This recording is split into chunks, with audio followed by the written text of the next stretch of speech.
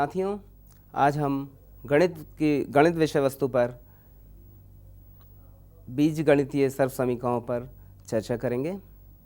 इस चर्चा में a plus B whole square equal to A square plus 2ab plus B square और a minus B whole square equal to A square minus 2ab plus B square का ज्यामितीय निरूपण देखेंगे। इस चर्चा में मेरे साथ श्री राकेश बरसैया डाइट विदिशा से चर्चा में भाग लेंगे। इस चर्चा में बीजगणितीय सर्वसमीकरणों पर चर्चा करते समय हम इन बातों का ध्यान रखेंगे कि हमारे शिक्षक साथी बीजगणित को पढ़ाते समय ये सर्वसमीकरण सीधे उनको बता देते हैं कि a plus B whole square equal to A square plus 2ab plus B square या a minus B whole square का सूत्र के रूप में याद करा देते हैं। हमारे बच्चे भी इसको इसी रूप में जानते हैं। हमें चाहिए कि ये a प्लस बी का होल स्क्वायर या a माइनस बी का होल स्क्वायर ये है क्या।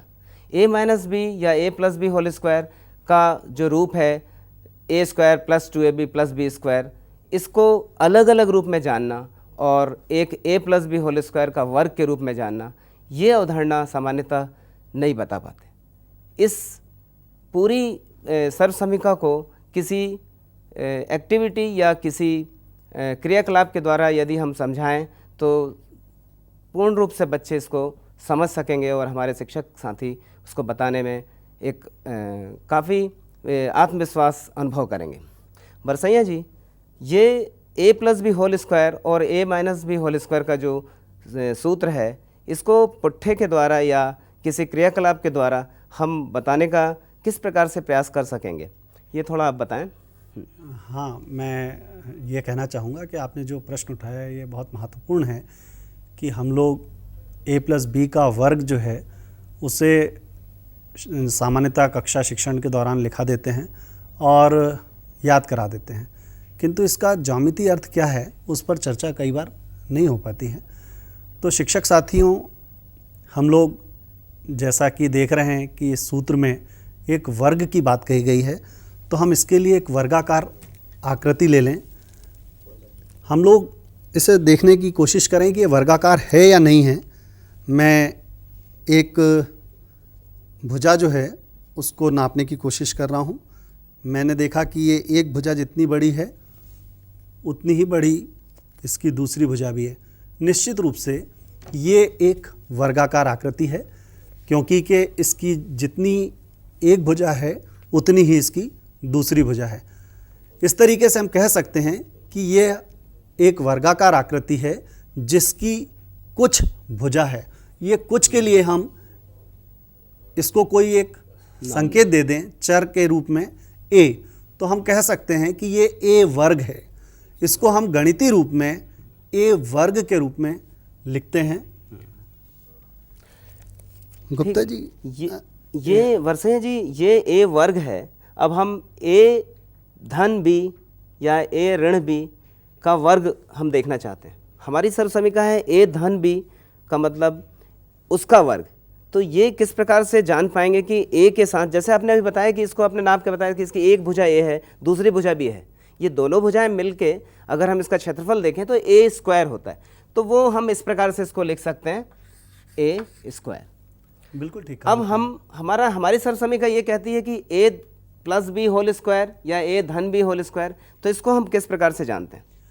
ये बहुत महत्वपूर्ण है कि अगर हम एक ऐसा हिस्सा लें जिसकी लंबाई इतनी हो जितनी इसकी लंबाई है, तो हम कह सकते हैं कि इसकी लंबाई भी a है, क्योंकि हमने कहा था ये a वर्ग है, अर्थात इसकी प्रत्येक भुजा a है। ये एक और गत्ते का टुकड़ा हमने लिया, इसकी लंबाई भी उतनी ही है, तो इसकी लंबाई हो गई a, किंतु इसकी चौड़ाई इससे कुछ अलग है, भिन्न है, इसलिए हम कह सकते हैं कि इसकी चौड़ाई b है, अर्थात यह a गुणित b एक आयत है। इस तरीके से हम कह सकते हैं कि ये a वर्ग है, तो यह जो आकृति हमारे हाथ में है ये a गुणित b आकृति है, अर्थात ए बी एक आयत है। इसमें बरसैया जी b कौन सा है? बी भुजा कौन सी?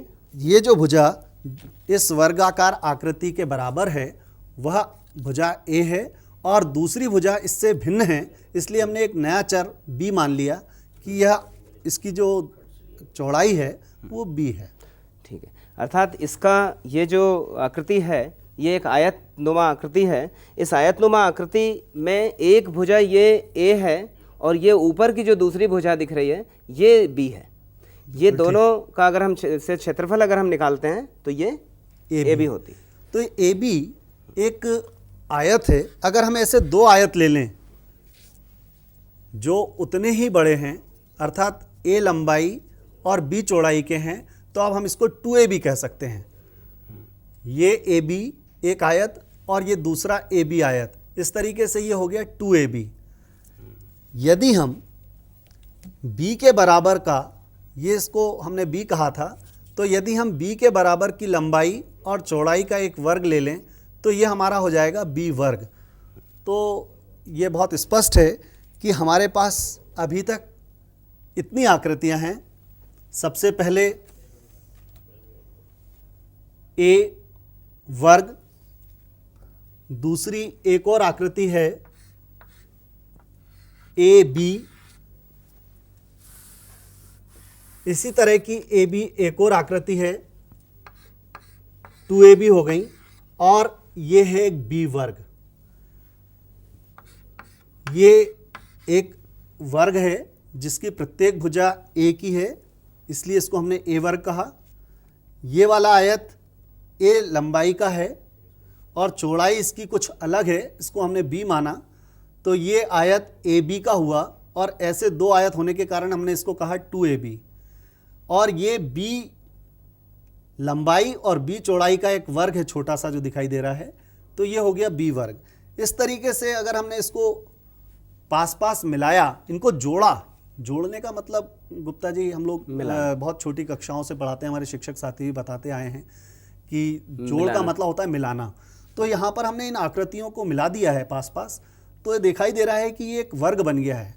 ये एक ऐसा वर्ग है जिसकी लंबाई A और चौड़ाई B है। इसी तरीके से दूसरी भुजा को अगर हम देखें तो ये भी A और प्लस B है। तो निश्चित रूप से ये जो वर्ग बना है ये A प्लस B का वर्ग है। तो ये एक A प्लस B का वर्ग है जो A वर्ग और 2AB प्लस B वर्ग से निर्मित किया गया है। तो साथियों, आपने ये देखा कि ये एक A वर्ग रखा था, ये इस A वर्ग जो ये वाला हिस्सा है ये A वर्ग है। ये छोटा हिस्सा जो AB के रूप में हमने चिन्हित किया या पहचाना, ये पट्टी AB के रूप में हमने चिन्हित की और पहचानी। इसी प्रकार से इसी के जैसी एक और पट्टी इधर है लगी हुई, ये भी AB के जैसे हमने चिन्हित की। और ये छोटा वाला जो हरा वाला हिस्सा दिख रहा है, ये इसकी लंबाई भी B है और चौड़ाई भी B है, मतलब ये B स्क्वायर है। तो यहाँ देखिए आप, इसके लिए हमने इस बड़े वाले हिस्से के लिए ये लिख दिया A स्क्वायर, ये पट्टी जो थी इसके लिए ये लिख दिया AB, इसके बाद ये दूसरी पट्टी थी ये AB, और ये छोटा वाला जो हरे रंग का आपको एक छोटा B स्क्वायर दिख रहा, वो ये लिख दिया B स्क्वायर। अब हमने इस पूरे को मिला के हम देखते हैं कि ये पूरा मिला के कितना हुआ। तो ये यहाँ तक A था और ये छोटा जो हरा वाला हिस्सा है वो B है। तो ये ऊपर का जो पूरी भुजा हो गई है यहाँ से यहाँ तक, ये A प्लस B हो गई। ये यहाँ से यहाँ तक A प्लस B हो गई। ऐसे ही अगर हम यहाँ देखते हैं तो ये भी A प्लस B हो गई। तो इसकी एक भुजा A प्लस B है, दूसरी भुजा भी A प्लस B है, तो इसको हम A प्लस B का वर्ग लिख सकते हैं। तो हमने इसको यहाँ लिखा, इसके बराबर ही है ये A प्लस B का वर्ग। इस प्रकार से बरसैया जी, ये हमारे शिक्षक साथी अगर इसको अवधारणा को विकसित करते हुए बताते हैं किसी हार्ड बोर्ड से, तो ये पता चलता है कि A प्लस A क्या था, इसमें B क्या था, और A प्लस B का होल स्क्वायर कैसे हो गया। बहुत अच्छा कहा गुप्ता जी आपने। हमारे स्कूलों में, प्राथमिक शालाओं में एक स्थानीय मान किट भी उपयोग में लाई जाती है। यदि हमारे शिक्षक साथी चाहें तो उसका भी उपयोग इसके लिए कर सकते हैं। मैं आपका ध्यान उसको और दिलाना चाहूँगा। इसको हम थोड़ा सा निकट से देखते हैं। ये एक सेकड़े स्थानीय मान किट में जो हम सेकड़े के लिए उपयोग में लाते हैं वह रखा है। इसको हम कहें ए वर्ग, क्योंकि कि ये एक वर्ग आकार आकृति है, इसकी जितनी लंबाई है उतनी ही चौड़ाई है। यदि हम इसके पास में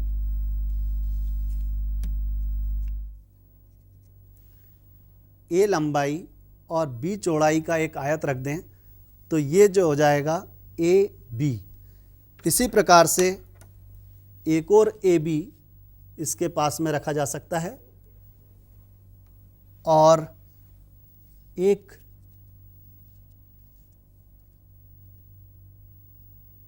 बी वर्ग। तो इस तरीके से जो आकृति अभी आपने गुप्ता जी गत्ते से बनाकर व्याख्या की थी, उसी तरीके से हम ये देख सकते हैं कि ये a प्लस बी और ये a प्लस बी, और ये जो आकृति बनी है ये a प्लस बी का वर्ग है। तो निश्चित रूप से हमारे स्कूलों में जो सामग्री है उसका भी हम उपयोग इन व्याख्याओं के लिए कर सकते हैं। साथियों, मैं साथ में ये बात बता दूं कि जब भी हम किसी भी ठोस वस्तुओं के द्वारा या किसी क्रियाकलाप के द्वारा या किसी गतिविधि के द्वारा यदि हम किसी बात को बताने का प्रयास करते हैं तो वो अवधारणा बच्चों को बहुत पूर्ण रूप से उनके मन में स्थापित हो जाती है। अब हम ये क्रियाकलाप बनाएं कैसे, या हम ये एक्टिविटी कैसे बनाएं कि अच्छे से समझ सकें। जैसे हमारे साथी बरसैया जी ने बताया कि एक स्थानीय मान किट से हम बता सकते हैं। ये स्थानीय मान किट हो सकता है कि हमारे स्कूलों में उपलब्ध ना हो या हमारे स्कूलों में उपलब्ध हो। जहाँ भी अगर ये उपलब्ध है तो इससे आप इसका उपयोग कर सकते हैं और करें ही। और यदि आपके यहाँ उपलब्ध नहीं है तो ये, जैसा कि आपने देखा कि ये भी एक पुट्ठे का बनाया हुआ है, ये पुट्ठे से बनाया हुआ है। ये पुट्ठे को इस पर कागज़ चिपका दिया और कागज़ चिपका के एक वर्ग बना लिया। इस वर्ग के एक भुजा के बराबर एक पट्टी कोई एक बना ली, काट ली और वो ले लिया। इसका एक दूसरी भुजा जो थी बी, वो किसी भी दूसरे नाप की ले सकते हैं और उसको हमने बी बता दिया, जो ये इसकी ये चौड़ाई है, ये बी हो गया। इस प्रकार से हम ए बी के दो टुकड़े और ए का वर्ग और एक छोटा वर्ग जो हमने लिया था, ये छोटा, ये बी का वर्ग, ये हम बना सकते हैं। और इसको बहुत आसानी से हम इस अवधारणा को स्पष्ट कर सकते हैं कि ये सर्वसमीका किस प्रकार से सत्यापित होती है या इसका ज्यामितीय निरूपण क्या हो सकता है। साथ ही आप देखते हैं कि a minus B whole square भी एक है। अब a minus B whole square में हम इसको किस प्रकार से प्रदर्शित करें। a plus B whole square तो आप लोग जान गए। Barsaiya ji, a minus B whole square या a ऋण बी होल स्क्वायर का जो ज्यामितीय निरूपण, इस पर भी थोड़ी हम चर्चा कर लें। बहुत अच्छी बात है। हम लोग ये जानते हैं कि ऋण का मतलब होता है कम करना।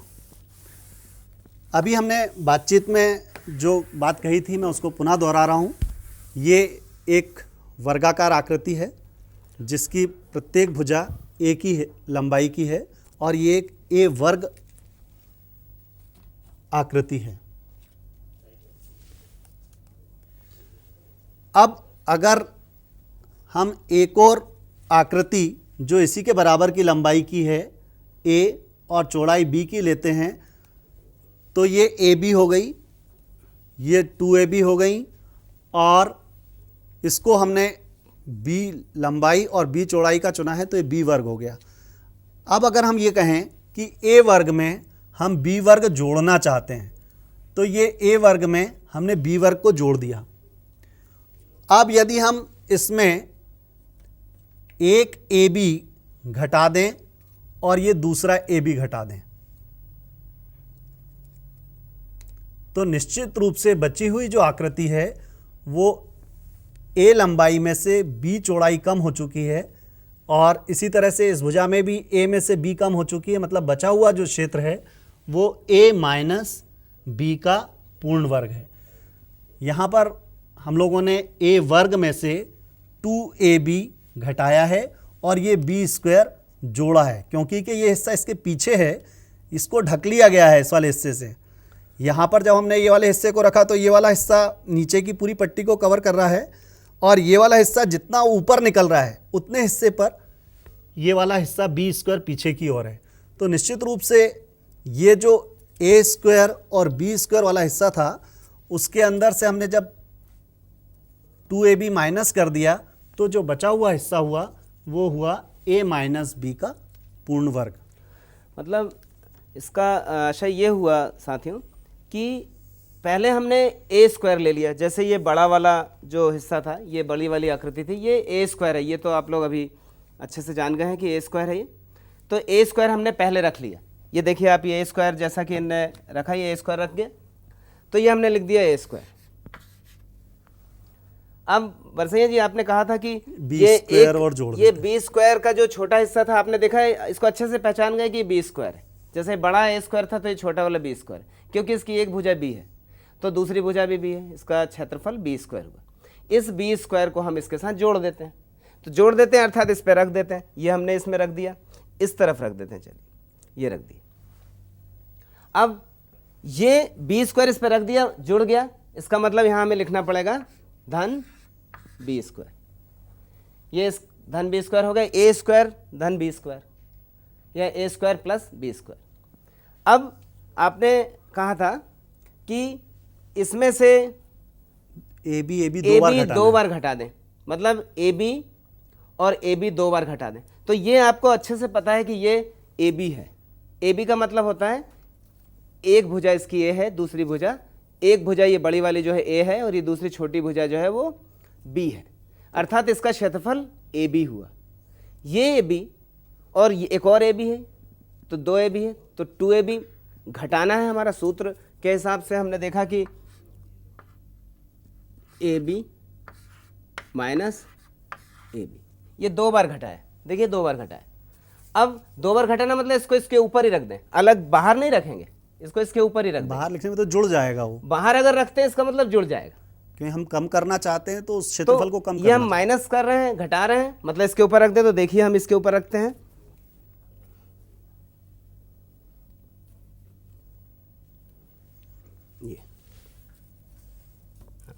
ये